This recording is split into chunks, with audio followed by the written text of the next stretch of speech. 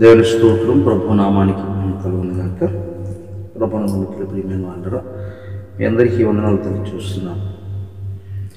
మరి ఈ పర్యాయము బుధవారం దినం ప్రభుతో ఉండటానికి ప్రభు మన నడిపించిన విధానం కొరకే ఈ అనుదిన జీవాహారాన్ని ఈ మరి యొక్క పర్యాయము ఈ రీతిగా ప్రారంభించుకోవడానికి ప్రభు ఎంతో కనుక చూపించారు. ప్రార్థన చేసుకుని ఒక పాట పాడుకుని దేవుని వాక్యాన్ని చదువుకుని దేవుని చిత్తం ఏమైందో ఈరోజు మన పట్ల ఆయన వాక్యం ఆలకించుదాం, ఆయన వాక్యం విందాం. ప్రార్థన. సకల ఆశీర్వాదులు కారణభూతమైన పరమ తండ్రి, నీ ఘనమైన పరిశుద్ధమైన నామానికి ప్రభు వేలాది వందనాలు స్తుతులు స్తోత్రాలు తెలియజేస్తున్నాను. ప్రతిరోజు అనుదినమునైనా ఈ ఆధ్యాత్మికమైన కార్యక్రమంలో అనుదినం జీవాహారం అనే యూట్యూబ్ ఛానల్ ప్రభు నీవు మాకు ఇస్తున్న ఈ సమయాన్ని బట్టి అది వృధా చేయకుండా నీ సన్నిధిలో ఈ రీతిగా ప్రభావ మీ ప్రియబిడ్డలకు కొద్దిపాటి వాక్య పరిచర్య మిమ్మల్ని గురించిన సత్యము తెలియచేయటానికి ఏర్పాటు చేయబడ్డ ఈ ఎలక్ట్రికల్ ద్వారా, ఈ మీడియా ద్వారా ప్రభా అనేక మంది వీక్షిస్తున్నారని విశ్వసిస్తూ ప్రభనైనా మరి వీక్షిస్తూ ఆయన వింటున్న ప్రతి ఒక్కరిని కూడా దీవిస్తూ వారి జీవితాన్ని దిద్దుబాటు చేస్తున్నారని నమ్ముచున్నాను. మరి ఒక పర్యాయం ప్రభు ప్రారంభిస్తుండగా ఈ కార్యక్రమాన్ని నీవే మాకు తోడండమని పాట ద్వారా వాక్యం ద్వారా ఒకరొకరు మేము పలకరించుకుని క్షేమంగా తెలుసుకునే కృపను మాకు దయచేసి నీవే ఈ కార్యక్రమం ప్రారంభం నుండి గొప్పవారు నీ పరిశుద్ధాత్మ దూతల్ని కాపుదల ఉంచి నాయన ప్రభు నీవు మాత్రం మహిమ పొందాలి. పాడుచున్న మమ్మలను మా స్వరములను ప్రభు నమ్ముకున్నాను. యేసు నామమున అడిగి వేడుకొనుచున్నాను తండ్రి. ఆమేన్, ఆమేన్, ఆమేన్. ధరిస్తుంది ఓ పాట పాడుకుని ప్రభు నామాన్ని మేము పరుచుదాం. ప్రియమైన వాళ్ళరా, మనందరికీ వచ్చిన పాట, అందరికీ సుపరిచితమైన పాట, ఎంతో సుందరుడము తాను, నేను ఎంతో మురిసిపోయాను పాట పాడు.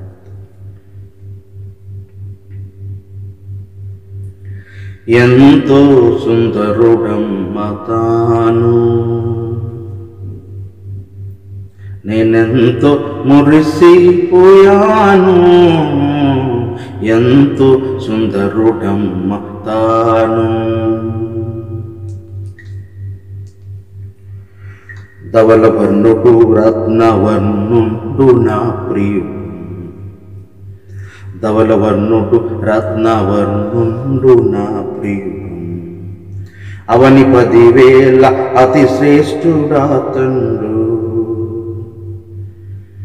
అవని 10,000 అతి శ్రేష్ఠుడాతండు. ఎవరు ఆయన కిలలో సమరూప పురుషుండు,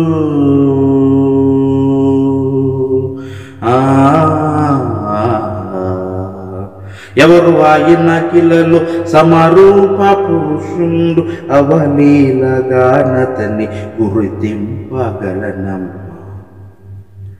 ఎంతో నేనెంతో సుందరుడమ్మ తాను, నేనెంతో మురిసిపోయాను. ఎంతో సుందరుడమ్మ తాను,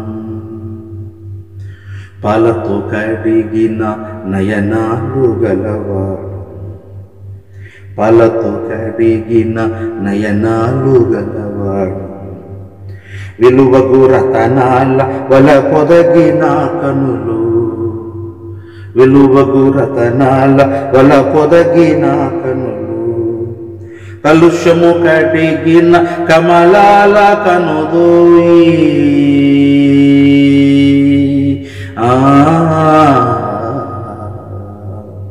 కలుషము కడిగిన కమలాల కనుదోయి, విలువైన చూపొసగి పరమేరి తనయుండు. ఎంతో సుందరుడమ్మ తాను, నేనెంతో మురిసిపోయాను. ఎంతో సుందరుడమ్మ తాను, కురుల నొక్కుల కల్గి స్వరభూసియగువాడు, పురుల నొప్పుల కల్గి త్వరపూసియగువాడు మరుల మనసున నింపు మహనీయుడా తండు మరుల మనసున నింపు మహనీయుడా తండు సిరులు కురిపించేను సారోను విరచాజీ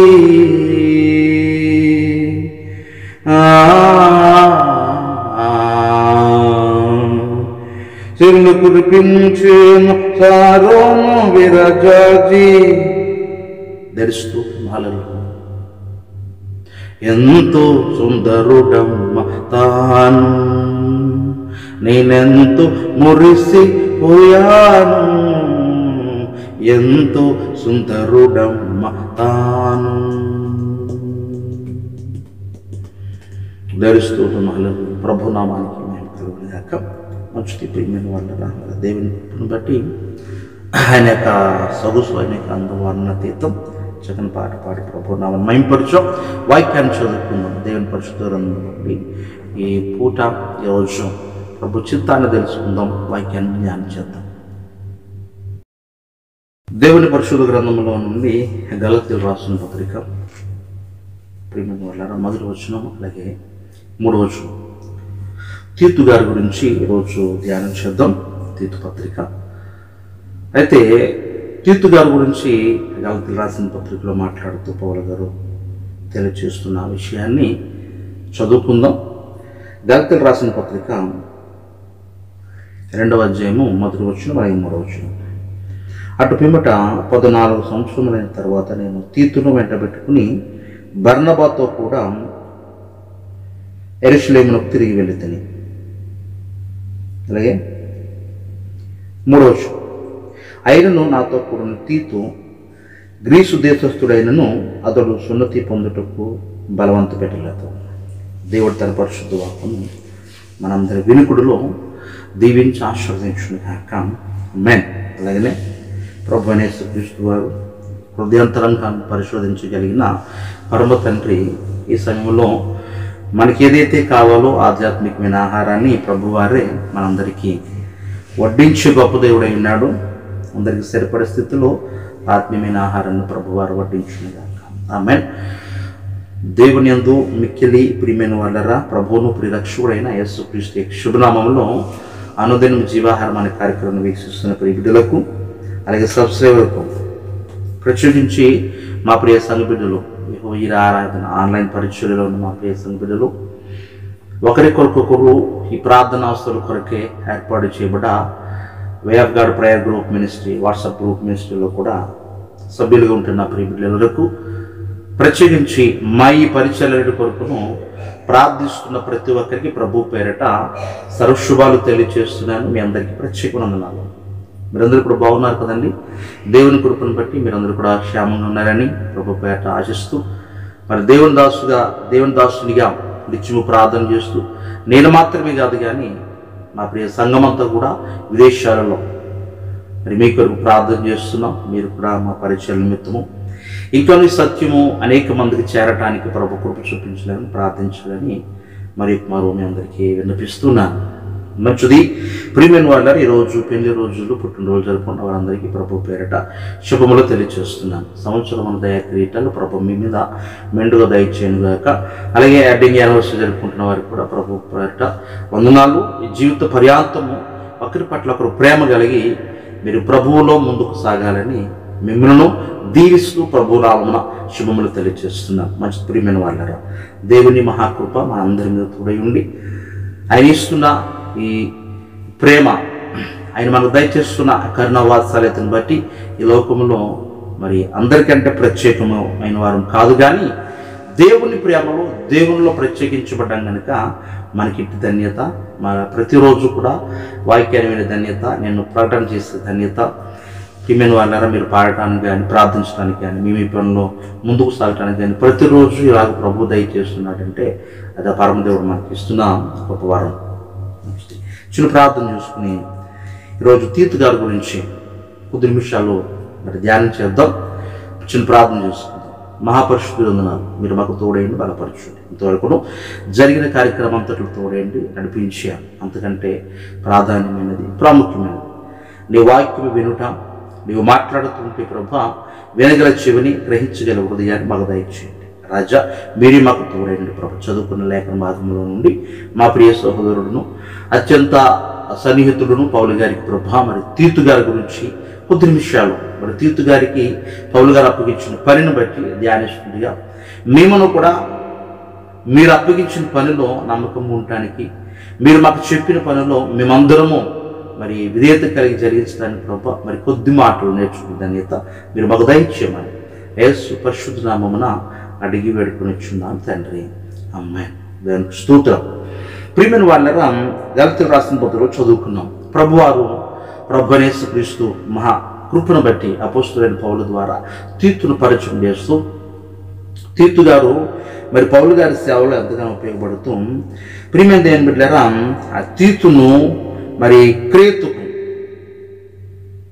మధ్యధరా సముద్రంలో ఉన్న ఒక ప్రాంతం, ఒక దీవికి అపోస్తలుడైన పౌలు గారు రమరమి మనం చూడగలిగితే చరిత్రలో 156 మైళ్ళు పొడవును, రమరమి 30 మైళ్ళు వెడల్పును కలిగిన ఈ ప్రదేశానికి, దీవునికు అంటే క్రేతు అనే దీవుకు మరి ప్రభు యేసు క్రీస్తు కృపను బట్టి పౌలు గారు మరి తన ప్రతినిధిగా తీతును పంపి అక్కడ ఉన్న ప్రజలను ఆ అనాది కాలంలో ప్రియమైన వాళ్ళరా ఆ మొదటి శతాబ్దంలో క్రేతు ఆ దీవిలో ఆ ప్రాంతంలో ఉన్న ఆ ప్రజలు చాలా అవాచ్యకమైన కార్యాల ద్వారా, దుష్క్రియల ద్వారా, దుర్నీతి ద్వారా పట్టబడి ఈ చాలా పాపులుగా, దుర్నీతులుగా ఉన్న సమయాలలో ప్రియమైన దేవుని బిడ్డలారా, పౌలు గారు తన సేవకుడు, తన ప్రతినిధిగా తీతు గారిని పంపి ఆ సంఘంలో ఎటువంటి బాధ్యత నిర్వహించాలో,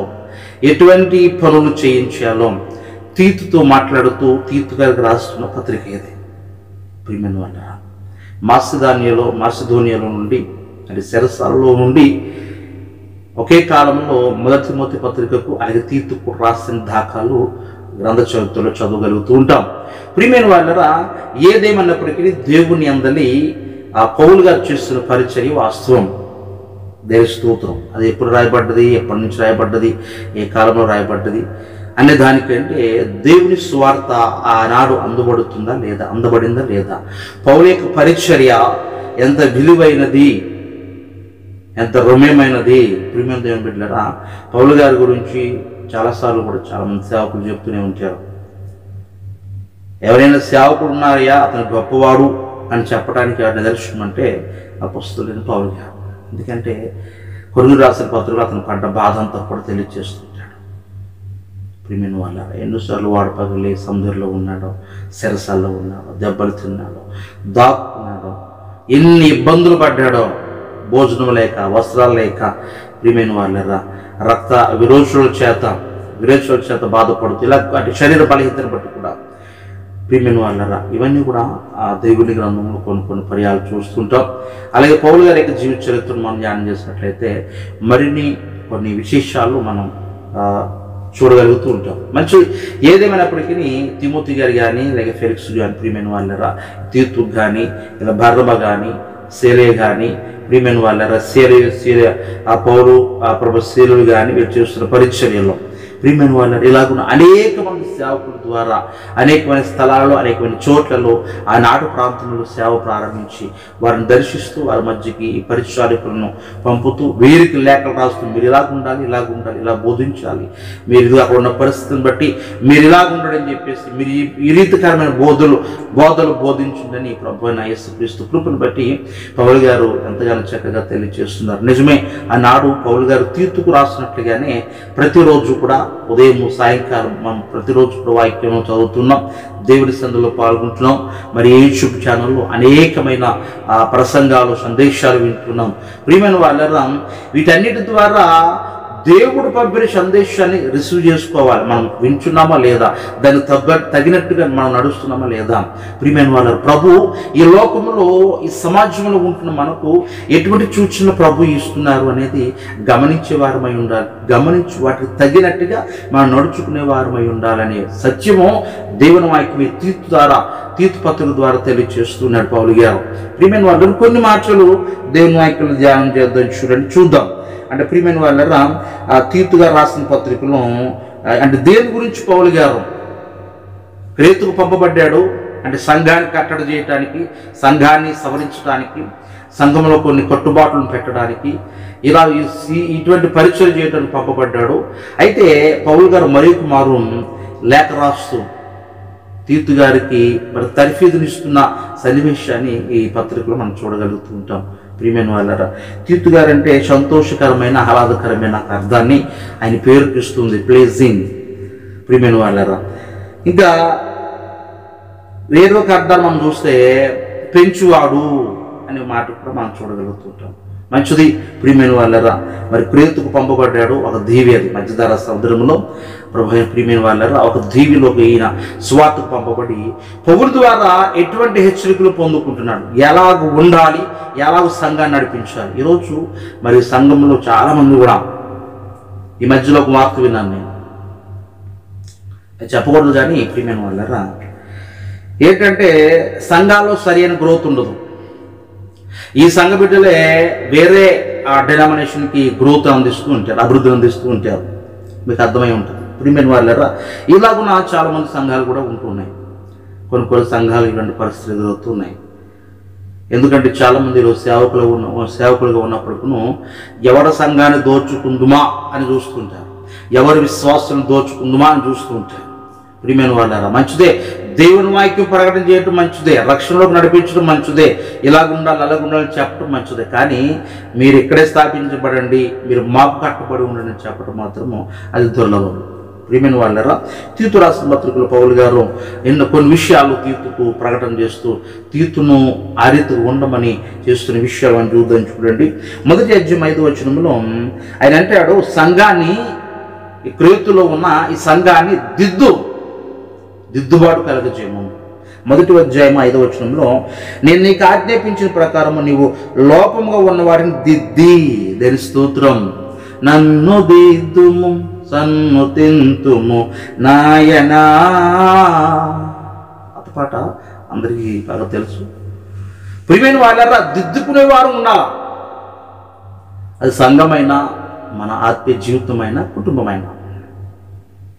పౌలు గారు తీతుకు రాస్తూ, మాసిదోనియాలో నుండి రాస్తూ తీతు గారికి జ్ఞాపకం చేస్తున్నాడు. నువ్వేం చేయాలో తెలుసు, అక్కడ ఆ మొదటి అధ్యాయం 5వ వచనం, నేను నీకు ఆజ్ఞాపించిన ప్రకారము నీవు అక్కడ లోపంగా ఉన్న వాటిని, ఏవైతే లోపం ఉన్నాయో ఆ క్రేతులో నీవు వాటిని దిద్ది సరిచేయి, దాని స్తోత్రం.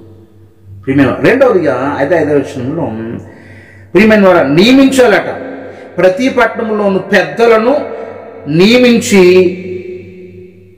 నిమిత్తమే నేను క్రేతులో నిన్ను విడిచి వచ్చుతనే, దేవుని స్తోత్రం. హల్లెలూయా. ప్రియమైన వాళ్ళరా, నువ్వు నియమించాలి. సంఘంలో కూడా చాలామంది పెద్దలు నియమిస్తూ ఉంటారు. ఈ పెద్దలు నియమించినప్పుడు కూడా చాలా గొడవలు తలెత్తూ ఉంటాయి. ప్రియమైన వాళ్ళరా, అంటే మమ్మల్ని పెట్టకూడదు అని చెప్పేసి ఈ పెద్దలను నియమించినప్పుడు చాలా అవకతవకలు ఏర్పడుతూ ఉంటాయి సంఘంలో. ఈ పెద్దలు ఎందుకో తెలుసండి ప్రియమైన వాళ్ళరా, దీనికి పెద్ద బాధే ఉంది. సంఘానికి, సంఘ కాపరికి సహకారిగా ఉండాలి. ప్రియమైన వాళ్ళరా, ఉపచారం చేసే స్థితిలో ఉండాలి.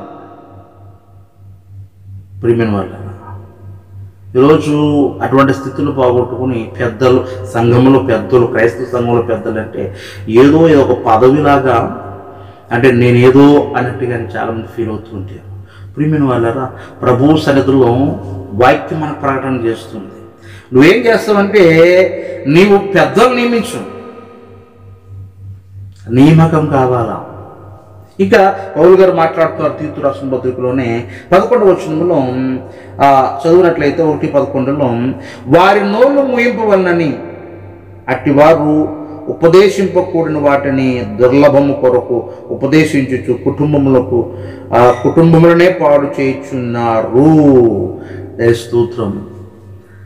ఎవరైతే ఈ బోధన కాక నాశనం చేస్తున్నారో, నాశనం చేయగలిగిన మాటలు చెప్తున్నారో వాళ్ళ నోళ్ళను మోయించాలి. నేను స్తోత్రం.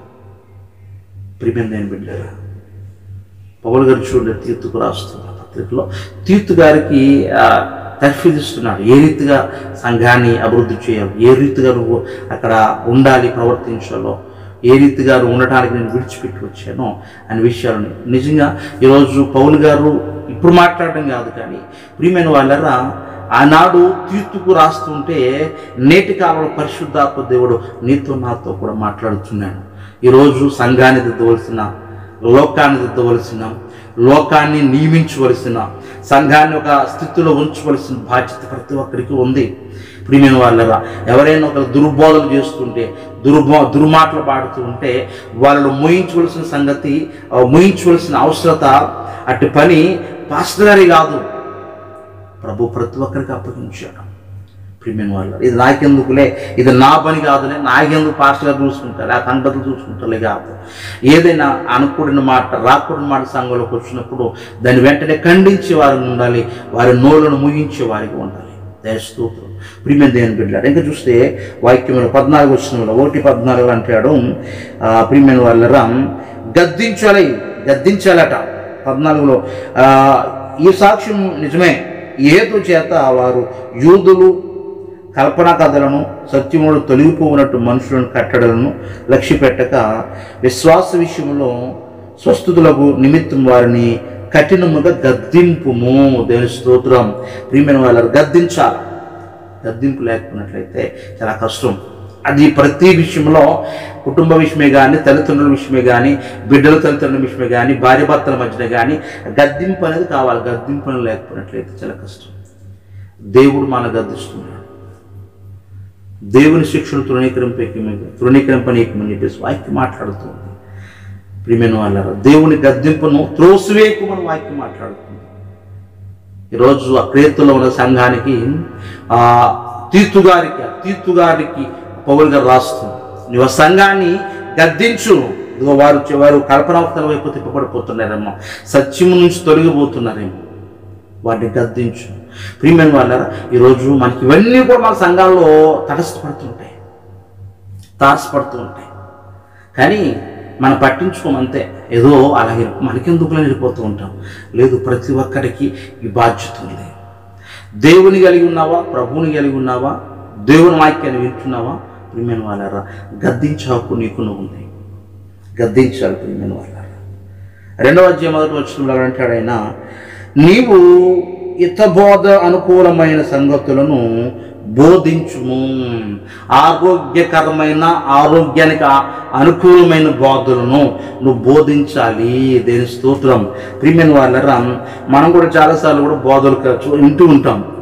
ఈ బోధల్లో కొన్ని బోధలు భయపెట్టేలాగా ఉంటాయి, కొన్ని బోధలు ఎందుకు వచ్చింది ప్రార్థన అనిపించేలాగా ఉంటాయి. కొన్ని బోధలు నిజమే, ప్రభు నా కొరకు ఈ లోకానికి వచ్చాడు, నా కొరకు ప్రాణం పెట్టాడు ఆయన లేకపోతే నేను ఈరోజు ఇంత ఆనందంగా ఉండకపోతున్నామో, ఇటు భోగం నాకు ఉండకపోతున్నామో, ప్రభు అయిన యేసుక్రీస్తు నేను ఈ రీతిగా ఉన్నాను అని అనిపించేలా ఉంటాయి. ఈ బోధల్లో కూడా తేడా ఉన్నాయి. అందుకని కీర్తన గ్రంథంలో ప్రభు మాట్లాడుతుంటాడు భక్తుడి ద్వారా, శాంతికరమైన జలముల యొద్దకు నీవు నన్ను నడిపించుచున్నావు. శాంతికరమైన వాక్యం, శాంతికరమైన జలములు. ప్రియమైన వాళ్ళారా, ఇవి ఎక్కడ ఉంటాయంటే కొంచెం లోతులోకి వెళ్తేనే ఉంటాయి. ప్రియమైన వాళ్ళారా, ప్రభు అయిన యేసుక్రీస్తు వారు కూడా వారి జరిగట్ల వాళ్ళు చూసుకుంటారట. శిష్యులు ఏంటి రాత్రి అంతా కష్టపడి ఏం పడలేదు అని చెప్పేసి అనుకుంటుంటే ప్రభు వారు వచ్చారు, ఏడు సంగతి సరే 5 అయిపోయింది, నడండి, కొంచెం మీ నావల లోతుకు నడిపించండి, ఇప్పుడు ఏంటి వాళ్ళు అన్నాడు. నిజమే, నువ్వు ఎప్పుడైతే దేవుని సన్నిధిలో వాక్యానుభవముగా, ప్రార్థన పూర్వకంగా లోతైన అనుభవంలో ఉంటావో నువ్వు శాంతిని కలిగి ఉంటావు, నెమ్మదిని కలిగి ఉంటావు. ప్రియమైన పట్ల వాక్యం మనకు తెలియజేస్తున్నమాట.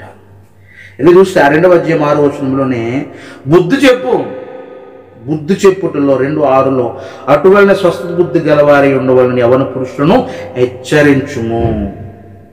ఒకటి బుద్ధి చెప్పాలా, అదే వచనంలో అంటాడు హెచ్చరించాలి. ఈరోజు ఎవరు హెచ్చరించారనుక అబ్బా నువ్వు అంత గొప్పవాడువా అని తిరిగి మాట్లాడుతూ ఉంటారు. దేవుని సేవకుడన్నా లేక ప్రభువుని కలిగి ఉన్నవారన్నా, దేవుని సందులో ఒక నియమితులు పెద్దలన్నా ఈరోజు చాలామంది కూడా భయభక్తులు ఉన్నారు. ప్రభు స్తోత్రం. ఎందుకంటే నిజంగా చెప్పాలంటే వీళ్ళ దేవుడు చెప్పినా కూడా వినరు. ఆ టైప్ ఆఫ్ మనుషులు ఈ లోకంలో ఇంకనూ ఉన్నారు. దేవుడి సంఘాలు, దేవుని బిడ్డలు, ప్రియమైన దేవుని బిడ్డలు. అన్యులు మాట పక్కకు పెడదాం, అన్యుల కోసం తర్వాత చూసుకుందాం. ప్రియమైన వాళ్ళు అన్యుల్లో కాదు, కానీ దేవుని బిడ్డల్లో ఏదైనా హెచ్చరించి లేక బోధించి వస్తే మాకు బోధించేవాడు అయిపోయావు నువ్వు బా మాకు నువ్వు బుద్ధి చెప్తున్నావు అనమాట. అంత మాకు కళ్ళ ముందు పుట్టావో కళ్ళంగాలు పుట్టావో. ప్రియమైన వాళ్ళరా, దేవుని కలిగి ప్రభునామాన్ని నువ్వు యథార్థత కలిగి ఆరాధిస్తుంటే ప్రభు ప్రతి ఒక్కటి కూడా నీకు ఇచ్చేవాడు అన్నాడు. ఇది వయసుతో సంబంధం లేదు కదా. దేవుని సన్నిధిలో ప్రార్థించడానికి, ఆయన నుంచి వరమును పొందుకుంటానికి, ఆయన నుంచి జ్ఞానం పొందుకుంటానికి ప్రియమైన వాళ్ళారా నీకు వయసుతో సంబంధం ఏముంది? బాలుడైన సమయాలతో ప్రభు మాట్లాడాడు ఏలీ ఇంటి గురించి. అప్పుడు చిన్నవాడే మర్మాన్ని తెలియ చెప్పాడు. ప్రియమైన వాళ్ళారా, నీతో మాట్లాడేది ప్రభు తప్ప ఏదో బాలుడో పెద్దవాడో ముసలివాడో కాదు కదా. అంటే ఆధ్యాత్మికంగా నువ్వు దేవుని సందులో ఉన్నట్లయితే మాట్లాడేది చెప్పేది దేవుని మాట కనుక దానికి రెస్పెక్ట్ ఇస్తుంటావు, దానికి గౌరవం ఇస్తుంటావు. నీవు ప్రభువులో సరైన రీతిలో ఒక సరైన విధానంలో వెదవు కనుక నువ్వు ఉండలేవు కనుక ఎవరైనా చెప్తున్నప్పుడు ఆయన చెప్పారులే అండి చూద్దాంలే దాని స్తోత్రం. ఏదో వాళ్ళ సొంత కవిత్వాలు, వాళ్ళ సొంత బోధలు, వాళ్ళ సొంత చరిత్రలు చెప్పినట్లు చాలామంది కూడా ఉన్నారులేండి, ఇట్లాంటి వారు ఉన్నారు. కానీ ప్రియమైన వాళ్ళరా దేవుని సేవకులు చెప్పేది కూడా మనం గమనించాలి. ఆ మాటల్లో హెచ్చరిక కలిగిన మాటలు, ఆ మాటల్లో గద్దించే మాటలు ఉంటాయి. మన జీవితాలను లేక మన సంఘాలను మార్చుకునే ఆ మాటలు ప్రభువునే యేసుక్రీస్తు మనకు అందిస్తుంటారు. ప్రియమైన వాళ్ళరా ఆ 2వ అధ్యాయం 8వ వచనంలో పౌలు గారు అంటుంటారు, ఏది చెప్పనేరక సిగ్గుపడినట్లు అన్నిటి యందును నిన్ను నీవే సత్కారముల విషయమై మాదిరిగా కనుపరుచుకునము. నువ్వు మాదిరి కలుగుండు వారికి. సంఘంలో తీర్తు గారికి రాస్తున్నాడు, నువ్వు మాదిరి కలుగుండు. ఈరోజు ఎవరిమైనా సేవకుడనే కాదు, ప్రతి ఒక్కరు కూడా మాదిరి కలిగి ఉండాల. అన్యుల ముందు నువ్వు మాదిరిగా ఉండాలంటాడు. ప్రియమైన వాళ్ళగా మనం చదువుకుంటూ ఉంటాం. మాదిరి చాలా ప్రాముఖ్యమైన విషయం. మాదిరి కలిగి ఉండాలి. అందుకనే క్రీస్తు కలిగిన మనసును మీరును కలిగి ఉండి పిలిపి రాసిన పత్రికలో ఈరోజు మాదిరి చాలా అవసరం. ప్రియమైన వాళ్ళారా మాదిరి కలిగి ఉండే జీవితం కలిగి ఉండాలి.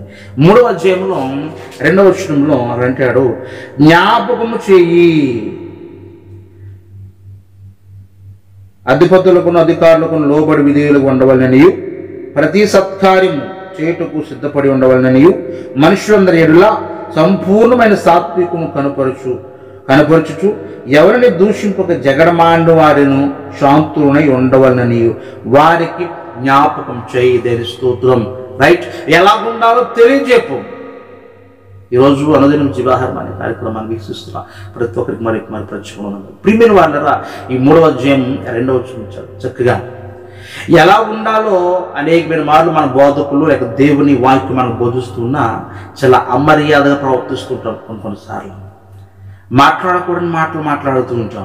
మనుషుల దగ్గర ఎలాగ ఉండాలో, సంఘం దగ్గర ఎలాగ ఉండాలో, ఇరుగు పొరుగు వారి దగ్గర ఎలాగ ఉండాలో, అధికారుల దగ్గర ఎలాగ ఉండాలో, కొంచెం మనకంటే ఉన్నతమైన వారంటే ఆ గౌరవం కలిగిన వారి దగ్గర ఎలాగ ఉండాలో తెలియక ప్రియమైన వాళ్ళరా చాలా పలుకు మాటలు మాట్లాడుతూ ఉంటాం. అందుకనే వీటన్నిటిని బట్టి కూడా ఒకసారి నువ్వు వారికి జ్ఞాపకం చేయి, ఎలాగ ఉండాలో తీర్తు ఎలాగ ఉండాలో వారికి జ్ఞాపకం చేయి. ఇక చూస్తే ప్రియమైన వాళ్ళరా వ్యర్థమైన మాటలు వాటిని వారిని దూరముగా పెట్టు అంటాడు. 3వ అధ్యాయం 9వ వచనంలో ప్రియమైన వాళ్ళరా అవివేక తర్కములను, వంశావళులను, కలహములను, ధర్మశాస్త్రం గురించి వివాదములను, నిష్ప్రయోజులని వ్యర్థమునై ఉన్నవని ఉన్నవి గనుక వాటికి దూరముగా ఉండుము. దేవుని స్తోత్రం.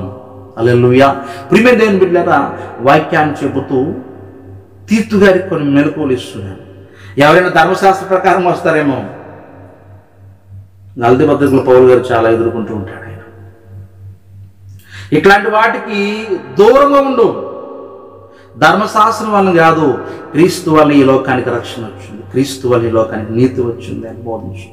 ప్రియమైన వాళ్ళారా, ప్రియమైన దేవుని బిడ్డలారా, ఆలోచించండి, ఆలకించండి. దేవుని వాక్యం సత్యమేంటో ఆలకించండి. వాక్యం మనకు మాట్లాడుతుంది. 3వ అధ్యాయం 10వ వచనంలో అంటాడు ఆయన, విసర్జించుట మతభేదమును కలిగించు మనుష్యుని ఒకటి 2 మార్లు బుద్ధి చెప్పిన తర్వాత వానిని విసర్జించుము. తెలుస్తోత్రం. ప్రియమైన వాళ్ళ, విసర్జించే వానిగా ఉండాలి. ఒకరితే పట్టుకుని ప్రియమైన వాళ్ళారా, ఒకరి దగ్గరే కూర్చున్నట్లయితే తెమలదు కదా. ప్రియమైన వాళ్ళారా, ప్రభువుని యేసుక్రీస్తు ప్రతి ఒక్కరిని అందరూ కూడా ఆయన వచ్చారు ఈ లోకానికి, మనందరికీ తెలుసు. ప్రతి ఒక్కరిని కూడా చాలా ఆయన సాకి ప్రతి ఒక్కరు 1-2 మార్లు పిలిచి, ఇప్పుడు వస్తున్నాడు, రెండవ రాక ఇప్పుడు వస్తున్నాడు ఆయన. రారాజు వస్తున్నాడు జనులారా, రాజ్యం ఇప్పుడు వచ్చేది తెలుసా? అయ్యో ఇక బాబా పొందండి రా, రండిరా బాబా, ప్రార్థన రండిరా బాబా, వచ్చేసాను నేను, గమ్మును రండిరా బాబా అని బ్రతమాటాను కాదు. నువ్వు సిద్ధపడి ఉన్నావా? నేను తీసుకుపెట్టాను. సిద్ధపడలేవా? అదిగో రెడీ చేయబడి ఉంది. అగ్ని ఆరదు, కూర్చావు, బగబగ మండుతున్న అగ్నిగుండంలో ఉంటాం. ఆ రోజు ధనికుడు పిలుస్తున్నాడు, అబ్రహామా అని పిలుస్తున్నాడు. ఒక్కసారి వాడిని పంపించు. ఎవరిని? లాజరును. ఈ లోకంలో నువ్వు ప్రభువుని కలిగలేవేమో, నువ్వు గర్వంతో ఉన్నావేమో, నువ్వు పైరుండొచ్చు ఈ లోకంలో, నీకంటే దరిద్రుడి కింద ఉండొచ్చు. కానీ ప్రభువు ఒకనొక దినాన్ని ఏం చేస్తాడంటే ఈ వ్యత్యాసాన్ని ఇలాగే తీసుకెళ్ళట్లేదు. ఈ వ్యత్యాసాన్ని మారుస్తాడు. నువ్వు ఎత్తపడ్డ తర్వాత, అంటే మంటికి మార్చబడ్డ తర్వాత ఇప్పుడు ఇలా వస్తుంటుంది. ఈ దరిద్రుడు దేవుని కృపార్షణ రొమ్మున ఆనుకుని ఉంటాడు. ఇదిగో బాప్తిసం పొందిన లేక ప్రభువునికి లోబడి నీవు ఈ లోకంలో ధనికుడు అయితే ఏంటి, చదువు అయితే ఏంటి, నువ్వెవరు అయితే ఏంటి, నువ్వు ఎక్కడుంటావేంటి? పరలోకంలో కాదు కానీ అగ్నిగుండంలో ఉండి చూస్తూ ఉంటావు. అగ్నిగుండంలో ఉండి నువ్వు చూస్తూ ఉంటావు. ఇది లార్జను లేక ప్రభువుని కలిగిన బిడ్డలను చూస్తుంటావు. ప్రియమైన దేవుని బిడ్డలారా, ఈరోజు నువ్వు చూసి అరవటం కంటే ఇక్కడికి అరవటం మంచిది. భూలోకంలో అరవటం మంచిది. భూలోకంలో విసర్జించడం మంచిది. ఏదైనా కూడా విసర్జించినట్లయితే అక్కడ ప్రభువు నిన్ను హత్తుకుంటాడు. తెలుస్తూ 3వ అధ్యాయం 14వ వచనంలో, మనవారు నిష్కులు కాకుండా నిమిత్తము అవసరం బట్టి సమయోచితముగా సత్క్రియలను శ్రద్ధగా చేయుటకు నేర్చుకునవలెను. దేవుని స్తోత్రం. ప్రియమైన దేవుని బిడ్డలారా, తీతుతో మాట్లాడుతూ నువ్వు సంఘానికి ఎలా బోధించాలో, లేక కొన్ని విషయాలు నీవు ఎలా ఉండాలో, కొన్ని విషయాలను పౌలు గారు రాస్తున్నారు. నిజమే, ఈరోజు పరిశుద్ధాత్మ దేవుడు కూడా మనకును అన్నాడు. తీతువే కాదు, ఈ చెప్పబడ్డ మాటలు కూడా మరో 12 మాటలు చెప్పాను. ప్రియమైన వారు, చెప్పబడ్డ మాటలు కూడా ఏదో తీతు గారికి రాశారు, మనకెందుకులే.